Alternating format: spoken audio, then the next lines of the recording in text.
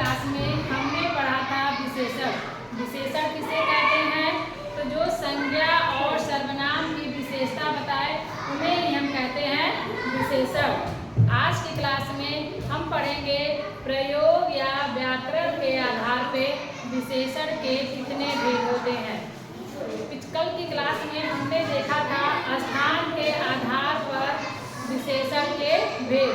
तो स्थान के आधार पर विशेषण के कितने भेद होते हैं? तो दो भेद। कौन कौन से? उद्देश्य विशेषण और विधेय विशेषण। आज हम देखेंगे प्रयोग के आधार पर विशेषण के भेद। तो प्रयोग के आधार पर विशेषण के कितने भेद होते हैं? तो 4 भेद होते हैं। कौन कौन से?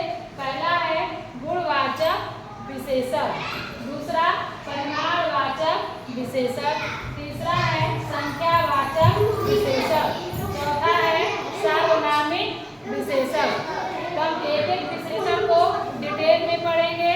तो सबसे पहले हम पढ़ेंगे गुणवाचक विशेषण। चलिए देखिए, गुणवाचक विशेषण। गुणवाचक विशेषण किसे कहते हैं? तो जो शब्द किसी व्यक्ति या वस्तु के आकार, रंग, दोष, गुण, अवस्था, स्वभाव, स्थिति, दशा, दिशा, स्पर्श, गंध, स्वाद आदि का बोध कराता हो। यानी कि ऐसे शब्द जो किसी व्यक्ति या वस्तु की स्थिति के बारे में बताए, दशा के बारे में बताए, दिशा के बारे में बताए, स्वाद के बारे में बताए, गंध के बारे, यानी कुल मिला के गुण बताए या दोष बताए, तो उसे हम कहेंगे गुणवाचक विशेषण। समझ में आ गया?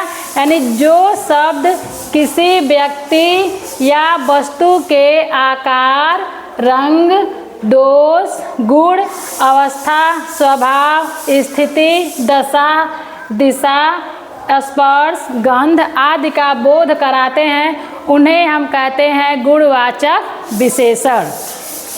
जैसे उदाहरण देखिए, विनय एक अच्छा कलाकार है। तो विनय कैसा है? तो कलाकार है। कैसा कलाकार है? तो अच्छा। तो ये जो अच्छा शब्द है, ये क्या है? इसका गुण बता रहा है कि वो जो कलाकार है वो अच्छा कलाकार है। तो यहाँ पे कौन सा विशेषण होगा? तो गुणवाचक। इसे ही हम कहते हैं गुणवाचक विशेषण। विनय एक अच्छा कलाकार है।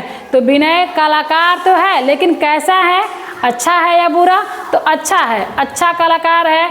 तो ये उसकी गुण बता रहा है, उसका विशेषता हुआ, तो इसे हम कहेंगे गुणवाचक विशेषण। और विशेष से क्या होगा? तो कलाकार, यानी जिसकी विशेषता बताई जाए उसे हम कहते हैं विशेष। तो कलाकार होगा विशेष। आए समझ में? दूसरा देखिए, काली गाय ने बछड़े को जन्म दिया है। तो कौन सी गाय है? कैसी गाय है? तो काली। यहाँ पे इसका रंग बताया जा रहा है कि यह काली है। यहाँ पे गाय का रंग बताया जा रहा है कि यह काली है। तो इसलिए ये हो जाएगा गुणवाचक विशेषण। गुणवाचक विशेषण। और विशेष हम किसे कहेंगे? गाय को, क्योंकि गाय की विशेषता बताई जा रही है, तो गाय होगा विशेष। गाय को हम कहेंगे विशेष। ठीक है, समझ में आ गया? गुणवाचक विशेषण किसे कहेंगे? जो शब्द किसी व्यक्ति या वस्तु, किसी भी व्यक्ति या वस्तु का आकार बताए या रंग बताए, दोष बताए, गुण बताए, अवस्था बताए, स्वभाव, स्थिति बताए, दशा बताए, दिशा बताए, स्पर्श बताए, गंध बताए या स्वाद बताए, तो उसे हम कहते हैं गुणवाचक विशेषण। यानी कि जो किसी व्यक्ति या वस्तु का या तो गुण बताए या दोष बताए, तो उसे ही हम कहेंगे गुणवाचक विशेषण। उदाहरण, विनय एक अच्छा कलाकार है। तो कलाकार कैसा है? तो अच्छा है। अच्छा क्या हुआ? गुणवाचक। और कलाकार हो गया विशेष। इसी तरह से काली गाय ने बछड़े को जन्म दिया है। तो कैसी गाय है? तो काली।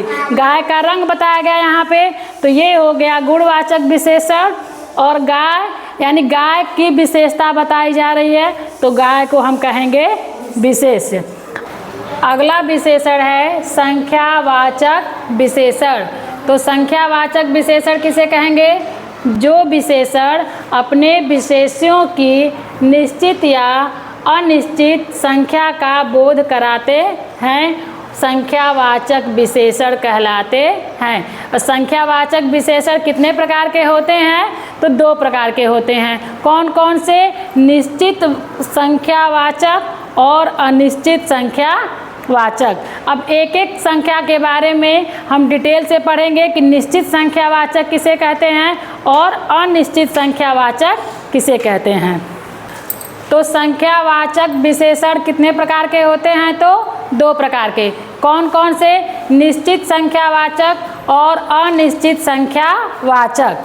तो अभी हम पढ़ेंगे निश्चित संख्यावाचक विशेषण। तो निश्चित संख्यावाचक किसे कहेंगे? जो विशेषण अपने विशेष्यों की निश्चित संख्या बताए तो उसे हम कहेंगे निश्चित संख्यावाचक। यह कितने प्रकार के होते हैं? तो 5 प्रकार के होते हैं। कौन कौन से?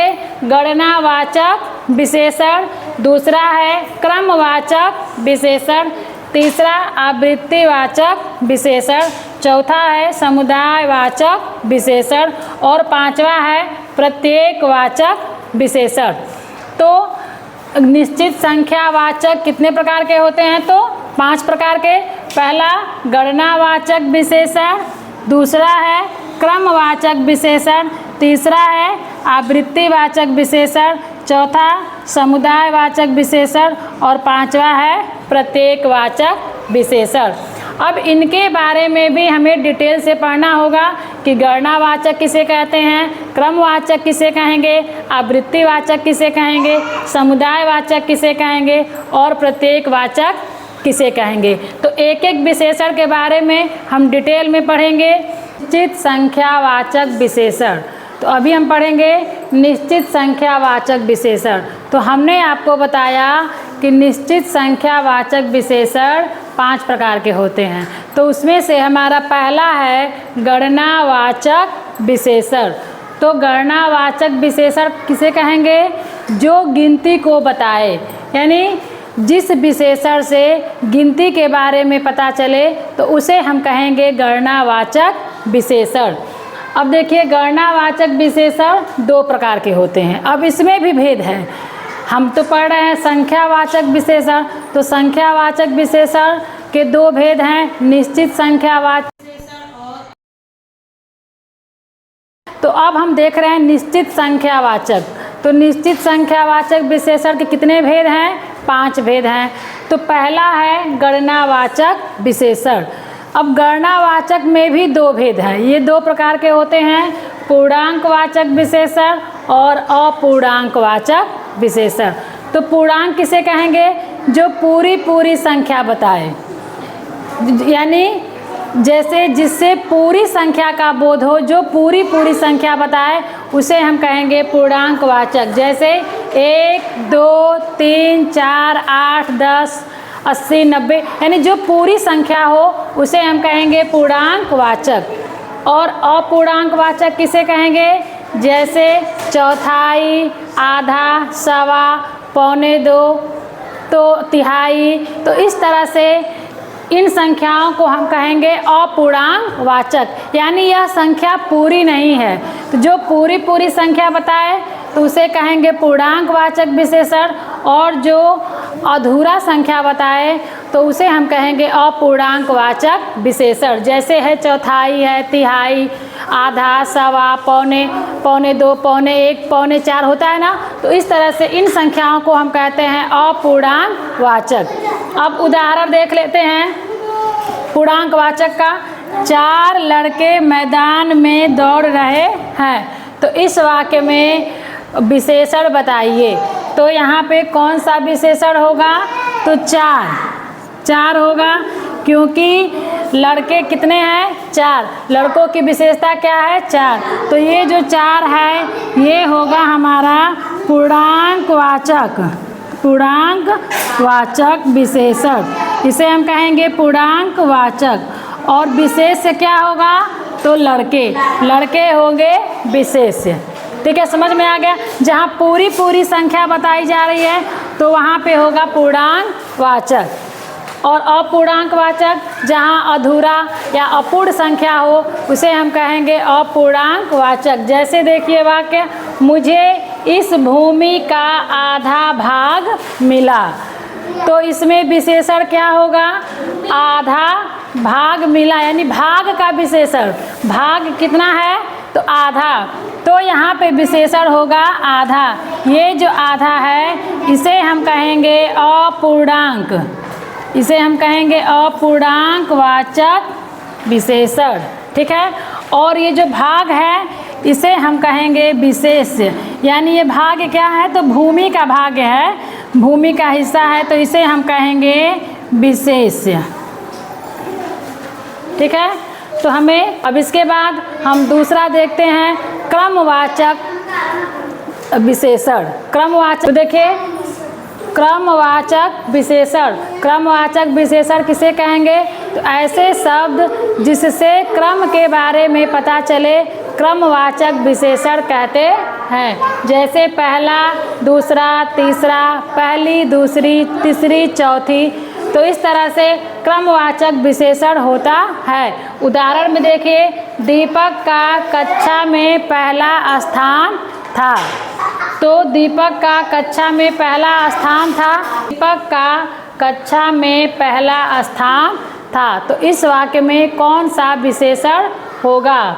तो इसमें विशेषण देखिए क्या है? पहला। ये कौन सा होगा? स्थान कौन सा है? तो पहला। तो हमें समझ में आ रहा है कि स्थान का ये क्रम बता रहा है कि स्थान, कक्षा में स्थान जो मिला है बच्चे को, दीपक को, उसका स्थान कौन सा है? तो पहला है। तो ये जो पहला है इसे हम कहेंगे क्रमवाचक विशेषण, इसे कहेंगे क्रमवाचक विशेषण। और ये जो स्थान है ये हो गया विशेष्य, इसे हम कहेंगे विशेष्य। ठीक है, समझ में आया? यानी जिससे क्रम का पता चले, जहाँ क्रम की बात होगी वहाँ होगा क्रमवाचक विशेषण। अब आगे हम देखेंगे आवृत्तिवाचक विशेषण।